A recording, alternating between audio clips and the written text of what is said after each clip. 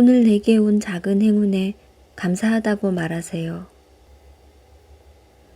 만일 행운을 끌어당기는 여러 가지 비밀 중에 단 하나를 선택해야 한다면 당신은 앞으로 살펴볼 이 8번째 비밀을 택해야 합니다.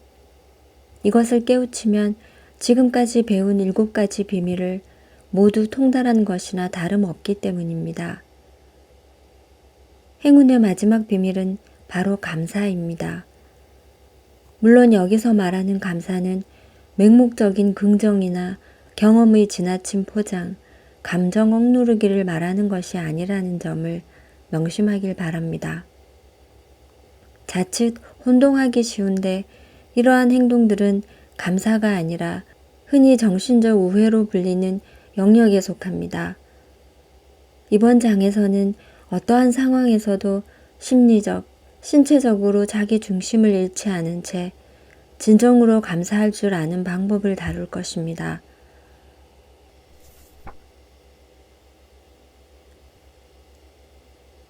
감사에 대해 알아야 할 것. 운이 좋다는 느낌과 감사하다는 느낌은 긴밀하게 연결되어 있습니다. 이 2가지 관계를 이해하기 위해 운이 좋다고 느꼈던 때를 잠시 떠올려 봅시다. 아마도 당신은 크게 기뻐하며 온 우주와 신으로부터 축복받는 느낌을 받았을 테고 예상치 못한 행운을 누린 것에 대단히 감사한 마음이 들었을 것입니다. 마치 인형 안에 또 인형이 들어있는 마트리오시카처럼 운이 좋다는 느낌에는 다양한 측면이 포개어져 있지만 각각의 측면을 걷어내다 보면 그 중심에 감사가 있다는 점을 발견하게 됩니다. 우리는 걱정이나 두려움에 빠졌다가 절묘한 안도감을 느낄 때도 감사와 행운의 느낌을 경험할 수 있습니다. 검진 결과 음성이 나오거나 잃어버렸던 소중한 물건을 찾거나 접촉 사고가 났는데 알고 보니 아무런 피해도 발생하지 않았을 때처럼 말입니다. 성공을 거두어 흥분했을 때에도 감사와 행운의 느낌을 경험합니다. 회사에서 승진하거나 추첨해서 내 번호가 뽑히거나 매우 만족스러운 거래를 성사시킬 때처럼 말입니다. 이 모든 상황에서 가장 중심이 되는 경험은 감사함입니다. 사실 나는 운이 좋다라는 느낌과 나는 운이 없다라는 느낌은 마치 동전의 양면과도 같습니다. 우리는 자신이 원하고 실제로 자신에게 있는 것과 원하지 않고 자신에게 없는 것에 초점을 맞추면 감사를 느낍니다. 하지만 이와 반대로 원하는데 자신에게 없는 것과 원하지 않는데 자신에게 있는 것에 초점을 맞추면 스스로 불운하다고 느끼고 불평합니다.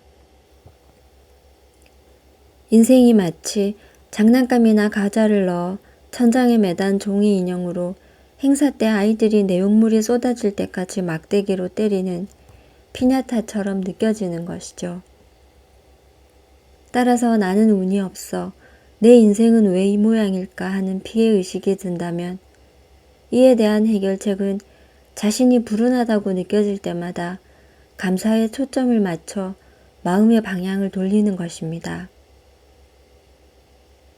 캐롤은 이 책을 쓰는 동안 한 친구와 서로 상반된 지점에 있는 감사와 피해의식의 관계에 대해 대화를 나누었습니다.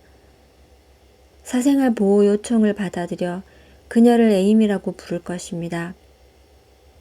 에이미는 이와 관련한 자신의 경험에 대해 인상 깊은 이야기를 해주었습니다.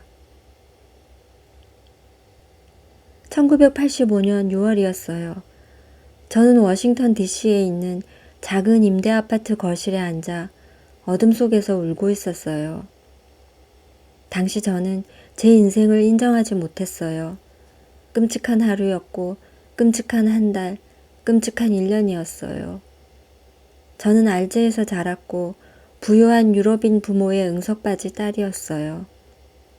벽으로 둘러싸인 저택에서 하인들이 청소와 요리를 했기 때문에 저는 책을 읽거나 공부하거나 혹은 쇼핑만 했어요. 제게 안 된다고 말하는 사람은 아무도 없었죠. 제가 18살 때 가족이 이스라엘로 이사했어요. 1년쯤 지났을 무렵 저는 데이비드라는 남자와 깊이 사랑에 빠졌어요. 저보다 나이가 좀 많고 숨이 막힐 만큼 잘생긴 데이비드는 재능 있는 목수였어요. 얼마 지나지 않아 우린 결혼하려 했어요. 관례대로 그는 제 아버지께 허락을 구하러 갔어요. 둘은 아버지의 서재에서 이야기했어요. 데이비드가 찾아온 이유를 설명하자 아버지는 자네 정말 내 딸 같은 여자랑 결혼하고 싶나? 라고 물었어요. 데이비드의 놀란 표정을 본 아버지는 여유롭게 손을 내젓더니 이어서 말했어요. 오해하지 말게. 에이미는 세상 그 누구보다 사랑스럽고 눈에 넣어도 안 아픈 딸이지만 아내에 적합한 여자는 아닐세. 자네 돈을 다 써버릴 수도 있고 계란 하나도 못 붙인다네. 데이비드는 미소를 지으면서 그런 건 문제가 되지 않는다고 했어요. 본인이 요리를 할 줄 알고 저를 열심히 보살펴 주겠다고 했어요. 제가 지금처럼 특권을 누리는 삶을 선사해 줄 순 없지만 전 따님을 사랑하고 따님 역시 저를 사랑합니다. 아버지는 데이비드의 진실성과 결단력과 저에 대한 사랑을 알아보고 마침내 허락하셨어요. 데이비드가 아버지의 허락을 받았다고 말했을 때 저는 뛸 듯이 기뻤어요. 그런데 데이비드의 얼굴이 점점 심각해지는 거예요. 그는 저를 의자에 앉히더니 약속을 해달라고 했어요. 어떤 일이 있어도 친정아버지한테 손을 벌리지 않겠다는 약속을요. 저는 물론 그러겠다고 했어요. 그 말이 몇 년 후 어떤 영향을 끼칠지 상상도 하지 못한 채 말이죠. 우린 결혼했고 얼마 후 딸 제클린도 낳았어요. 새 가족은 아주 행복했어요. 시간이 지나면서 저는 요리도 배웠고요. 제클린이 3살이었을 때 남편의 가장 친한 친구가 미국에 와서 자신의 맞춤 가구 사업 동업자가 되어달라고 부탁했어요.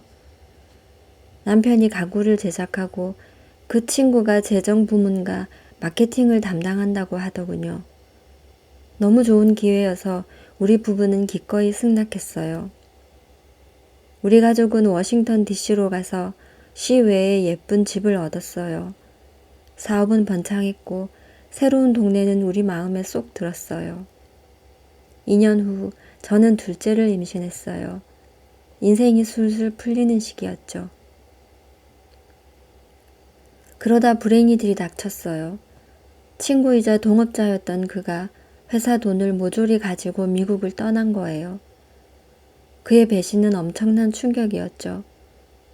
더 심각한 건 우리에게 담보대출, 가구 작업장 임대료, 자재 구입으로 발생한 상당한 부채밖에 남지 않았다는 거였어요. 저는 부모님께 도움을 청할 수밖에 없다고 남편을 설득했지만 남편은 요지부동이었어요. 남편은 우리가 방법을 찾을 수 있을 거라고 말했고 거기서 대화가 끝났어요. 그 전에 저는 경제적 문제를 경험한 적이 없었어요. 잘할 땐 돈이 풍족했고 결혼 생활에서도 우리 부부는 항상 경제적 부분에 책임을 다했어요. 둘 다 열심히 일하는 것이 중요하다고 믿었고 불필요한 빚을 지지 않았어요. 하지만 얼마 후 파산 신청이 우리의 유일한 대안이 되었어요. 수치스러웠지만 어쨌든 남편은 아무에게도 말하지 말고 우리가 해야 할 일만 하면 된다는 입장에 변함이 없었어요. 은행에서 집을 압류했고 우리는 작업장도 양도했어요. 계좌에 남아있던 돈으로 깨끗하지만 비좁은 아파트의 세를 얻었어요. 남편은 임시직을 얻어 현실을 잘 헤쳐나갔고 나중에는 다른 작업장을 빌려 예전에 하던 일을 다시 시작할 수 있게 되었어요. 그러던 어느 날 또 다른 문제가 발생했어요. 이사한 지 오래 지나지 않아 저와 제클린이 순환 도로를 타고 집에 가고 있을 때 차에서 이상한 소리가 나기 시작했어요. 도로 한쪽으로 차를 댄 순간 엔진이 탕탕 소리를 내며 멈췄어요. 차 키를 계속 돌려봤지만 별 소용이 없었죠. 착잡했던 저는 핸들에 머리를 기댄 채 눈을 감았고 울지 않으려 애썼어요. 누구나 휴대전화가 있던 시절이 아니었기에 저에겐 선택지가 두 가지 있었어요. 아이와 번잡한 고속도로의 한쪽 가장자리를 따라 수마일을 걷거나 경찰이 와서 도와주기를 기다리는 거였죠. 저는 기다렸어요. 30분 후에 한 경찰이 우리 차 뒤에 차를 대고 운전석 창문 앞으로 왔어요. 경찰은 금방이라도 울음이 터질 듯한 제 얼굴과 임신한 배, 제 옆에 앉은 놀란 눈의 딸을 보더니 집에 데려다 주겠다고 친절하게 말했어요. 차 견인과 수리는 나중에 남편에게 맡기기로 했어요. 집에 도착해 소파에 누워 바로 옆 부엌에서 노는 딸을 바라보며 심란한 고민에 빠졌어요. 차 수리비를 어떻게 내지? 새로운 작업장 월세는 어떻게 내지? 첫 달과 마지막 달 월세랑 임대 보증금을 내는 건 지금 불가능해. 가장 고통스러운 건 이 생각이었어요. 어떻게 둘째를 키우지? 이런 생각들을 잠재우려고 텔레비전 리모컨의 전원 버튼을 눌렀어요. 안 켜지더군요. 다시 눌렀지만 화면은 깜깜했어요. 소파에서 일어나 텔레비전 앞으로 느릿느릿 걸어가 전원 버튼을 눌렀죠. 그래도 반응이 없었어요. 아, 제발 안 돼. 고칠 게 더 나오면 안 되는데. 이런 생각을 하며 소파에 털썩 앉아 작동하지 않는 텔레비전을 물끄러미 쳐다봤어요. 그러다 자기 연민에 빠져 그만 울고 말았어요. 제클린을 놀라게 하면 안 되니까 조용히 울었죠. 모든 게 허물어지고 있었어요. 내 몫의 행운과 행복을 이미 소진했으니 이제 고통받을 차례일지도 모른다는 생각이 들었어요. 절망감이 몰려왔어요. 또 어떤 나쁜 상황이 일어날까? 하염없이 눈물을 흘리고 있노라니 거실이 제 암담한 마음처럼 점점 어두워졌어요. 저는 딸에게 불 좀 켜달라고 했어요. 그러자 잠시 후 부엌에서 밝은 빛이 흘러 들어오면서 내면에 어떤 변화가 일어나는 것 같이 느껴졌어요. 마치 컴컴했던 마음에 빛이 켜진 느낌이랄까요? 내가 지금 뭘 하고 있는 거지? 저는 품 안의 인형에게 정답게 속삭이는 딸의 예쁘고 다정한 얼굴을 가만히 바라보았어요. 벽에 걸린 그림들과 액자에 넣은 사진들을, 아프리카와 이스라엘에서 사온 소중한 물건들을 보았어요. 우리 가족은 함께였어요. 모두 건강했고 살 집도 있었어요. 갑자기 댐을 뚫고 나오는 물처럼 모든 긍정적 생각이 제 마음으로 쏟아져 들어왔어요. 난 차가 멈추기 전 차량들 속에서 빠져나올 수 있었잖아.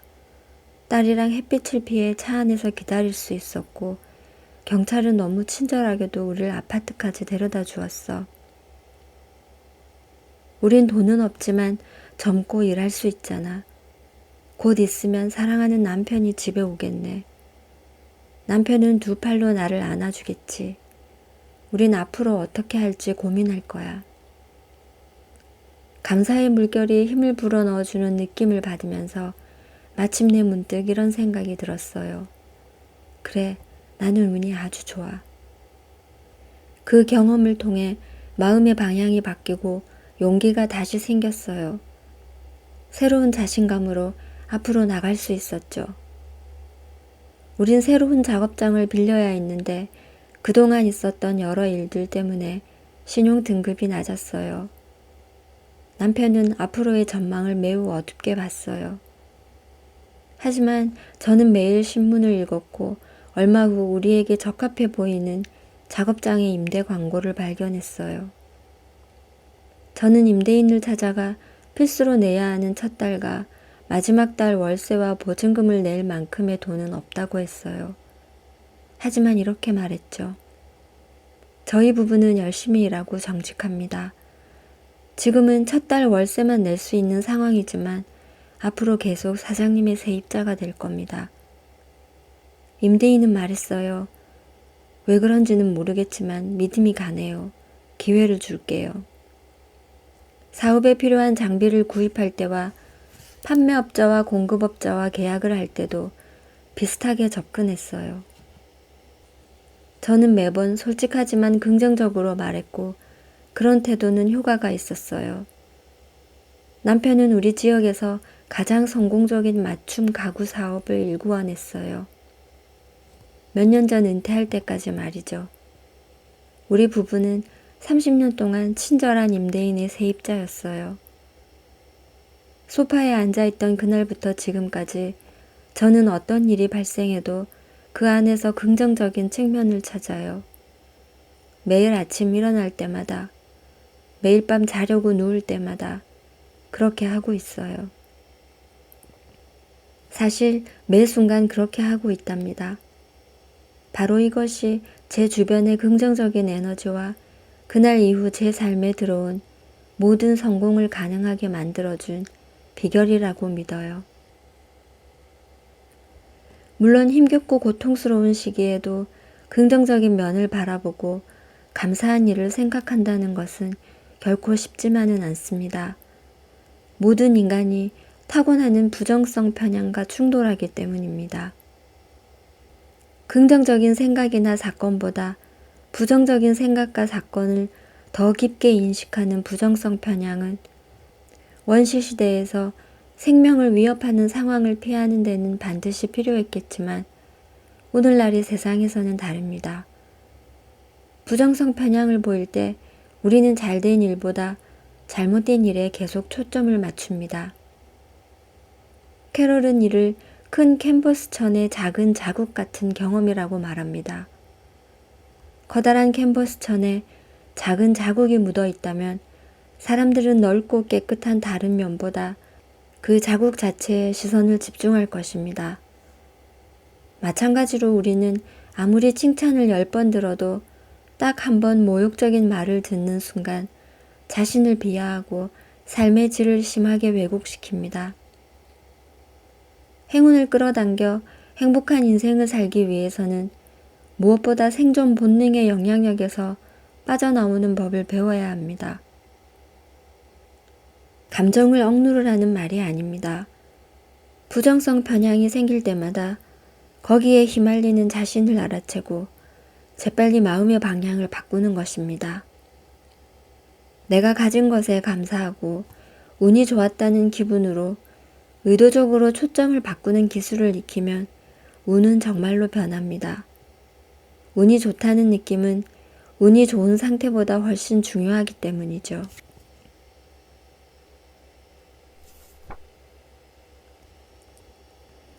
운이 좋다는 느낌과 운이 좋은 상태. 흔히 우리는 좋은 집안에서 태어났거나 경제적으로 안정되어 있거나 똑똑하고 유능하거나 건강하다는 이유로 저 사람 정말 운도 좋지라고 생각합니다. 하지만 그들에게 스스로를 운이 좋다고 느끼는지 물어보면 대다수가 아니라고 대답할 것입니다. 삶에서 한두 가지의 불만족스러운 부분에 초점을 맞추느라 자신의 특별한 능력을 의식하지 못하기 때문입니다. 이처럼 행운이란 매우 주관적이죠. 1980년 인도로 첫 여행을 간 적이 있습니다. 당시에 나는 배낭여행하는 자유분방한 젊은이였지만 그곳의 모든 광경은 다소 받아들이기 버거웠습니다. 가난, 북적이는 인파, 거리에서 자는 사람들, 나를 애워싼 거지들, 돈을 달라고 시끄럽게 외치며 사방에서 내게 뻗는 수많은 손들, 거기에 익숙해지는데 어느 정도 시간이 걸렸습니다. 어느 날 강둑에 앉아 반대편 강둑에 있는 50명 정도의 아이들을 지켜보았습니다. 아이들은 뒤쪽 언덕으로 돌을 운반하고 있었습니다. 모두 12살 밑의 아이들로 보였고 일은 떼약볕 밑에서 하기엔 힘든 일이었습니다. 영어를 쓰는 행인에게 무슨 일이 있느냐고 물었죠. 그는 언덕 꼭대기에 사원을 짓고 있는데 토대를 놓기 위한 돌을 수집하는 일에 아이들이 고용되었다고 답했습니다. 아이들은 일당 1루피, 약 10센트를 받는다고 했습니다. 나는 착취당하는 모습에 격분과 슬픔을 느끼며 앉아 있었습니다. 그러다가 약 30명 정도의 다른 아이들 무리가 강 저 아래쪽에 앉아 있는 모습이 눈에 들어왔습니다. 그 아이들은 양손에 턱을 개고 침울한 표정으로 다른 아이들이 일하는 모습을 보고 있었죠. 알고 보니 그 아이들은 그날 일거리를 얻지 못해서 운 좋게 돌을 나르는 아이들을 부러운 마음으로 보고 있는 거였습니다. 당신도 예상했겠지만 이 경험을 통해 행운에 대한 나의 관점이 극적으로 바뀌었습니다. 일당 1루피를 받고 일하는 아이들은 그 일을 하는 것에 감사해했고 스스로 운이 좋다고 느꼈습니다.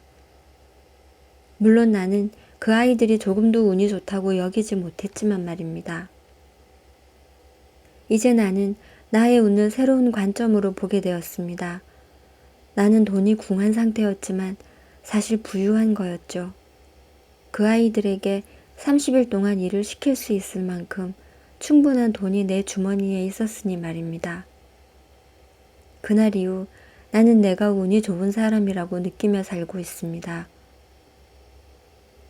운이 좋다는 느낌은 전적으로 자신의 통제력 안에 놓여 있습니다.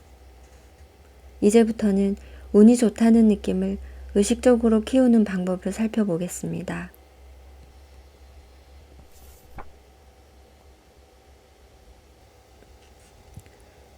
하루가 특별해지는 의외의 방법. 우리네 어머니들께서 하셨던 말씀은 옳습니다. 감사하다고 말하고 감사의 편지를 쓰는 것이 중요하다고 하다는 말씀 말입니다. 상대의 진가를 인정한 부분에 대해 표현하면 관계가 더 돈독해지고 협력이 촉진되며 본인이 돋보이는 데도 도움이 됩니다.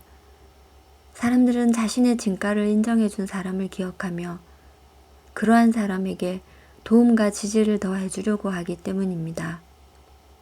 이 모든 것은 결국 더 많은 행운을 경험하는 일과 직결됩니다. 다만 주의사항이 있습니다. 이것은 거래 행위가 아니라는 점입니다. 상대방에 대한 인정과 칭찬에는 진심이 담겨야 합니다. 사람은 실없는 말을 금방 감지하기 때문에 누군가에게 아첨을 하면 역효과가 생기기 마련입니다. 상대방의 특별한 도움이나 긍정적인 면을 자연스럽게 인정하는 일은 당신에게도 기분 좋은 경험입니다. 자신을 에워싼 세상에 대해 좋은 기분을 표현할 때 마음이 열리고 스스로 더욱 빛이 납니다. 사람들은 그런 당신의 친절과 너그러움에 이끌립니다. 당신이 아는 사람 가운데 평소 친절하게 고마움을 표현하고 칭찬을 아끼지 않는 일을 떠올려 봅시다. 반대로 타인을 인정하는 데 인색하고 자신에게만 몰두해 있는 이도 떠올려 봅시다. 만약 당신이 배우자나 직원, 고용주를 선택할 때 둘 중 누구를 고르겠습니까? 어떤 사람이 인생에서 더 운이 좋을 거라고 생각하시겠습니까? 이에 답하기는 어렵지 않습니다. 늘 감사해야 하는 마음을 지니고 다른 사람의 진가를 인정하며 이를 말로써 표현하는 것이야말로 행운을 만들어내는 확실한 비결입니다. 이런 이유로 스탠퍼드 대학 교수인 티나 실리그는 매일 일과를 마친 뒤 가만히 앉아서 하는 일이 있다고 합니다.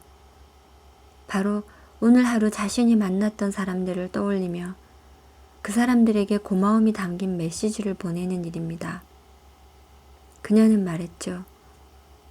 몇 분밖에 걸리지 않지만 매일 하루가 끝날 때마다 그들에게 엄청난 감사함을 느껴요. 그리고 고맙다고 말하죠.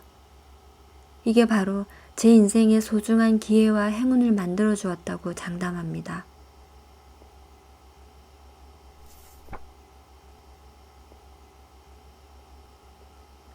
행운의 행운의 흐름을 정지시키는 권리의식.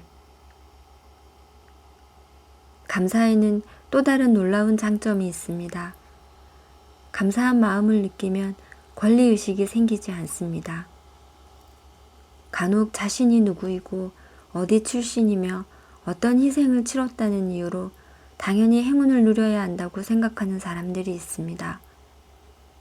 하지만 행운에 대한 권리의식은 정반대로 행운을 오히려 더 멀어지게 만듭니다. 자연의 섭리를 살펴봅시다. 텃밭에 나가 씨앗에 물을 주면서 네가 빨리 애호박을 주면 내가 물을 더 많이 주지 라고 말하며 권리의식을 드러내는 사람은 없을 것입니다. 감사는 작물에 물을 주는 일과도 같습니다. 우선 이것이 선행되어야 행운의 수확이 뒤따라옵니다. 관계 전문가인 앨리슨 암스트롱은 우리에게 작은 행운이나 좋은 일이 생겼을 때 이를 당연하다고 받아들이면 마치 월급을 받는 느낌과 같아서 감사하는 마음이 들지 않는다고 말합니다. 이렇게 되면 행운의 긍정적인 선순환, 즉 감사를 느끼면 더 많은 행운이 발생하고 그 결과 더 감사하는 마음이 생기는 순환이 차단되고 맙니다. 행운의 타이어에 바람이 빠지는 것이죠. 이제 행운을 의식적으로 끌어들이기 위해서는 감사를 가능한 한 자주 경험해야 한다는 사실이 분명해졌습니다. 그렇다면 항상 감사하는 일이 가능할까요? 아마 대부분이 그럴 수 없다라고 생각할 것입니다. 하지만 8번째 비밀에서 남은 부분을 기꺼이 수용한다면 얘기가 달라집니다. 바로 자신의 감정을 느끼고 근본적 감사라고 불리는 자아 탐구의 멋진 과정을 연습한다면 말이죠.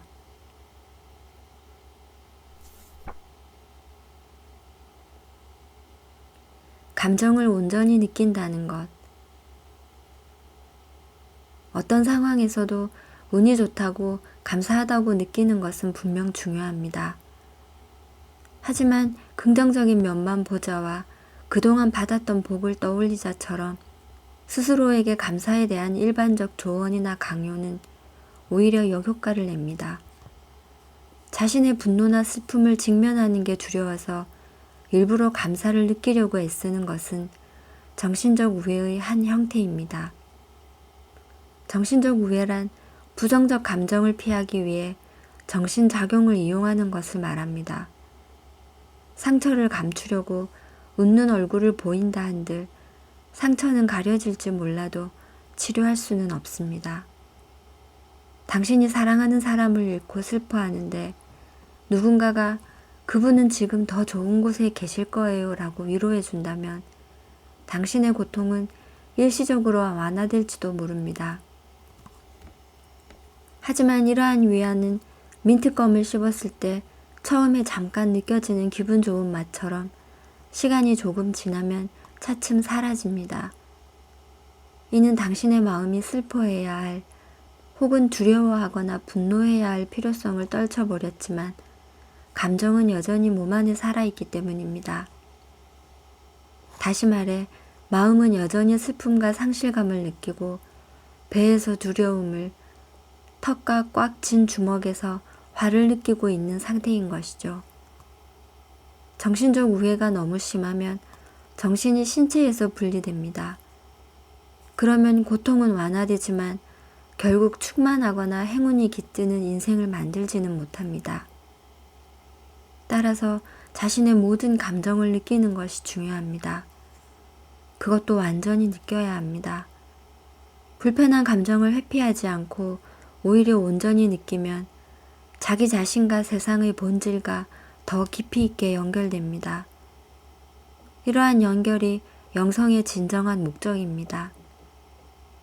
감정을 고스란히 느끼라는 것이 감정 속에 허우적거리고 매몰되고 감정을 과장하라는 의미가 아닙니다.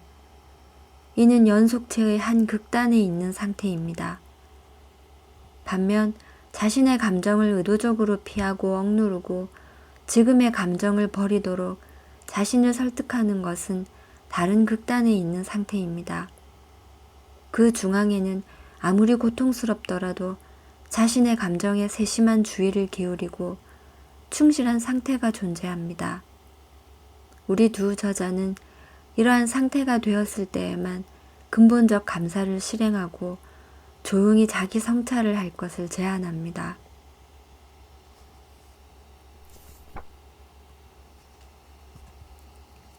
그럼에도 불구하고 나는 감사할 수 있는가?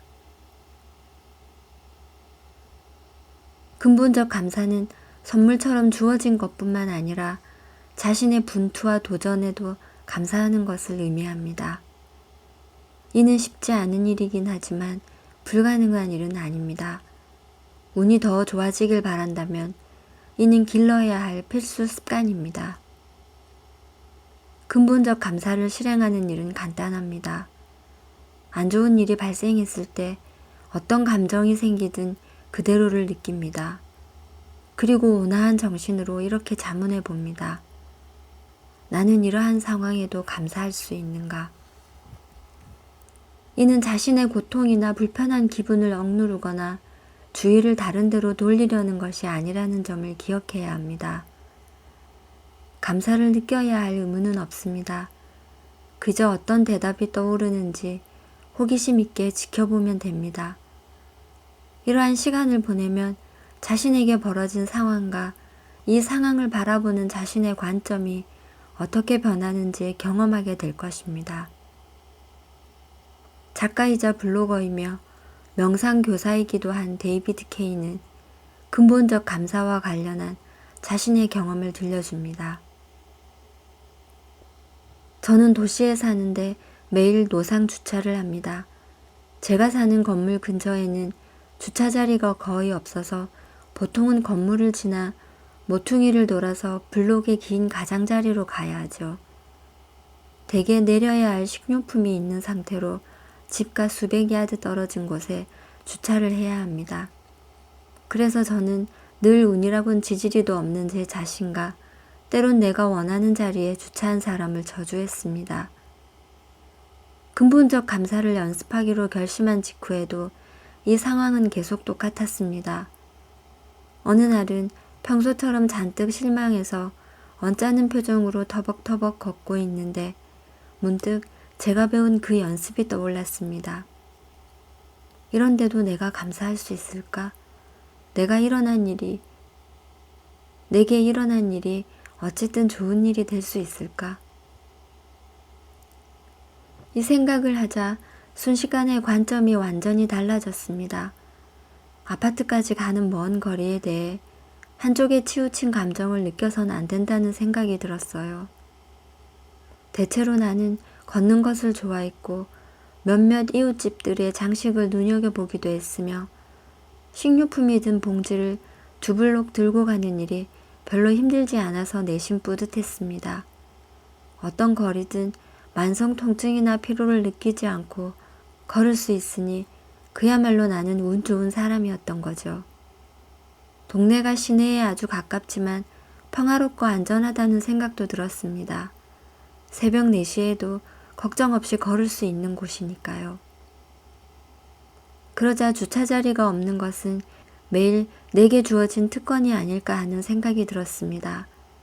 다만 내가 좀처럼 인식하지 못하기 때문에 실제로 이것을 누리지 못한 것뿐이라고요.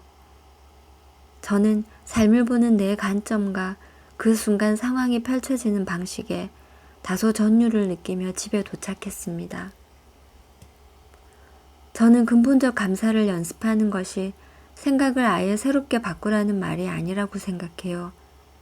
그건 얼토당토 않은 소리에 불과하죠. 제가 생각하는 근본적인 감사란 나의 첫 감정 상태, 그러니까 맥빠진 모습으로 분노를 합리화시키는 제 상태에 도전하는 하나의 방식이라고 봅니다. 그러면서 어떻게 하면 그 감정에서 벗어날 수 있을지 방법을 찾는 탐구 과정이기도 하고요. 충분한 연습을 통해 우리는 원치 않는 일이 발생했을 때 스트레스를 받고 괴로워하는 반응을 최소화할 수 있습니다. 오히려 같은 상황에도 다르게 반응해 보면서 전혀 다른 현실을 만들어낼 수도 있습니다. 이처럼 감사에 초점을 맞추는 능력은 행운을 의식적으로 끌어당기는 본질입니다. 물론 쉽지만은 않은 일이기에 초점을 바꿔 어떤 대상의 진가를 음미하고 자기 감정을 고스란히 느끼고 무엇에 감사할 수 있는지 생각하는 등 어떤 것을 해도 아무 효과가 없는 때가 있을지도 모릅니다. 그러면 여전히 불행하고 운이 없다고 느끼고 나는 원래 그런가 보다 라고 생각하게 됩니다. 그런 상황이 되었을 때는 심호흡을 몇 번 하고 좀 더 장기적인 관점을 지녀보기를 권합니다.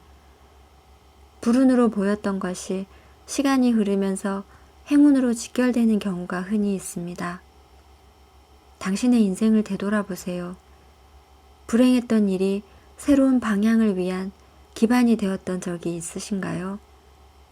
실직을 했었지만 그 결과 자유롭게 더 나은 직업을 찾았던 경험은 없으신가요?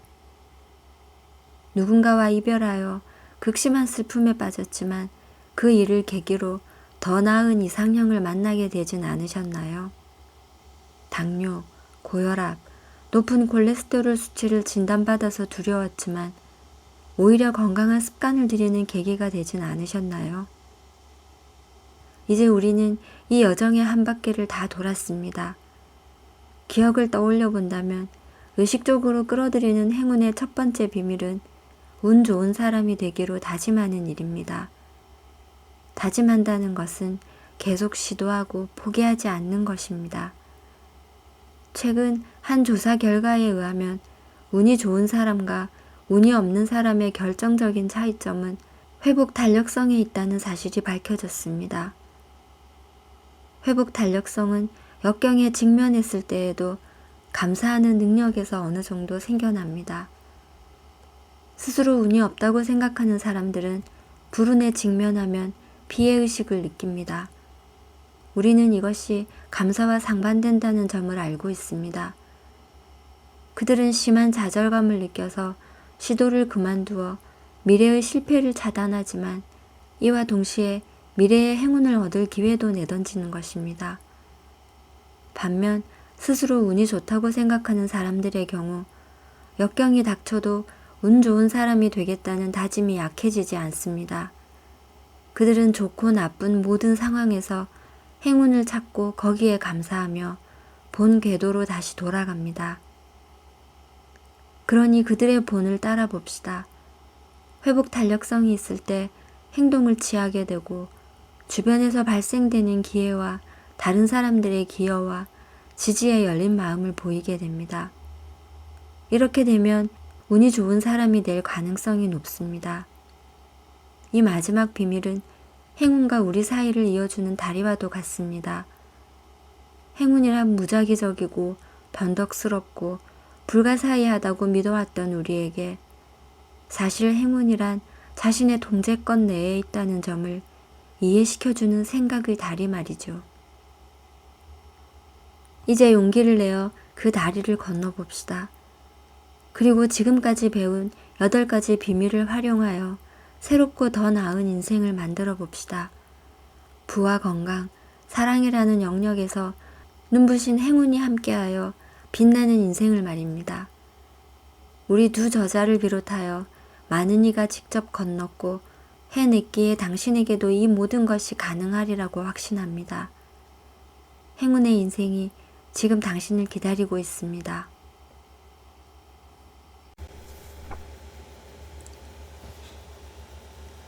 안녕하세요.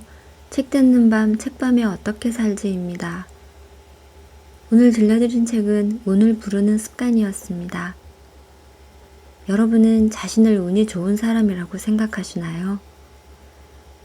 저는 그날 벌어지는 사건 사고들에 따라서 난 정말 운 하나는 타고났어 라면서 웃기도 하고 어떤 날은 난 왜 이렇게 운이 없지 하면서 바닥에서 헤매기도 하는 그렇게 극과 극을 달리는 편인데요.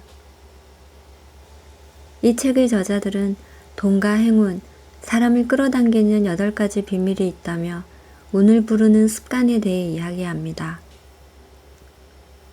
책의 목차를 보면 타고난 운을 바꾸는 4가지 비밀과 매일 운이 좋아지는 4가지 비밀로 나뉘어져 있는데요. 돈과 행운, 사람을 끌어당기는 그 8가지 비밀을 소개해드리면, 첫째, 운이 좋은 사람이 되겠다고 다짐하라. 두 번째, 행운을 가로막는 장벽을 찾아서 무너뜨려라. 세 번째, 수치심을 행운으로 끌어당기는 자석으로 바꿔라. 네 번째, 행운이 좋아할 만한 목표를 가져라. 다섯 번째, 자신의 직감을 믿고 용기를 내라. 여섯 번째, 행운의 그룹을 찾아라. 일곱 번째, 행운이 찾아오는 시간과 장소에 미리 가 있어라. 여덟 번째, 오늘 내게 온 작은 행운에 감사하다고 말하라입니다. 오늘은 그 중에서 마지막 8번째 감사에 관한 부분을 낭독해 드렸는데요. 주변에서 감사일기가 좋다는 이야기도 많이들 하시고 SNS를 보면 감사일기 쓰시는 분들도 참 많으시죠. 저도 시도는 해봤는데 은근히 매일 감사할 거리를 찾는 게 힘들어서 오래 가지 못했던 아픈 기억이 남아 있는데요. 여러분은 어떠신가요? 감사하는 마음을 쉽게 가질 수 있는 편이신가요? 요즘 긴 장마철에 마음까지 괜히 축축해지지 마시고 비는 오지만 마음은 뽀송뽀송하게 늘 건강하셨으면 좋겠네요. 그럼 오늘 낭독은 이만 마치겠습니다. 감사합니다.